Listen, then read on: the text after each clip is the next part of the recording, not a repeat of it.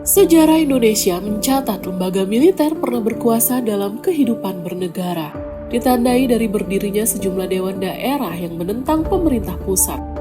Pada akhir 1956, di Sumatera berdiri Dewan Banteng pimpinan Letkol Ahmad Hussein, Dewan Gajah pimpinan Kolonel Maludin Simbolon, dan Dewan Garuda pimpinan Letkol Barlian.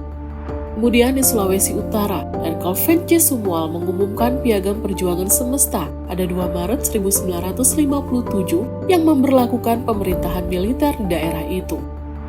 Kelak, gerakan oposisi ini membentuk Pemerintahan Revolusioner Republik Indonesia. Sementara itu di pusat, Kabinet Ali yang tak mampu mengatasi kemelut di daerah bergolak memilih mengembalikan mandatnya ke Presiden Soekarno.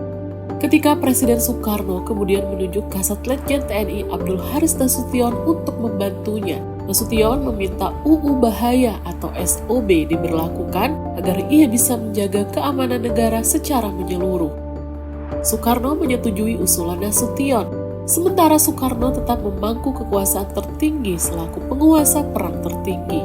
Nasution merangkap penguasa perang pusat dan para panglima militer di daerah menjadi penguasa perang daerah. Dengan SOB, tentara pun punya legitimasi melakukan tindakan yang dianggap penting atas nama keamanan dan ketertiban negara. Keadaan berbahaya memberi ruang bagi militer menumpas gerakan PRRI dan Permesta lewat serangkaian operasi militer. Pun demikian halnya dengan perjuangan Irian Barat.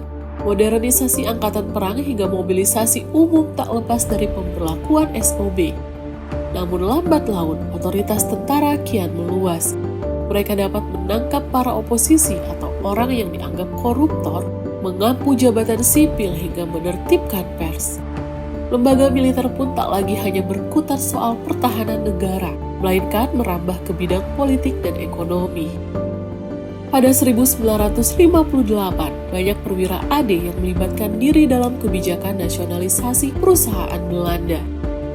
Namun, karena sebagian besar perwira kurang berpengalaman mengelola perkebunan dan perusahaan, banyak usaha berakhir tidak dikelola dengan baik dan mengalami penurunan produktivitas.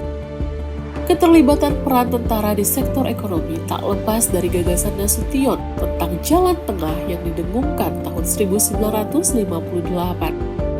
Nasution dengan konsepnya tersebut mempersiapkan tentara untuk berperan ganda sebagai kekuatan militer dan sebagai kekuatan sosial politik.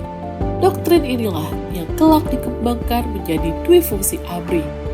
Keadaan bahaya di Indonesia baru berakhir pada 1 Mei 1963, tepat ketika Irian Barat resmi menjadi bagian kekuasaan Republik. Situasi baru ini secara perlahan mulai mengurangi peran militer dalam pemerintahan. Para panglima menyerahkan kembali kekuasaan dan wewenang penyelenggara keamanan kepada gubernur di masing-masing daerah. Meski demikian, keterlibatan militer di luar bidang pertahanan tidak benar-benar menghilang. Hingga kini, TNI masih biasa dilibatkan dalam berbagai urusan non-militer.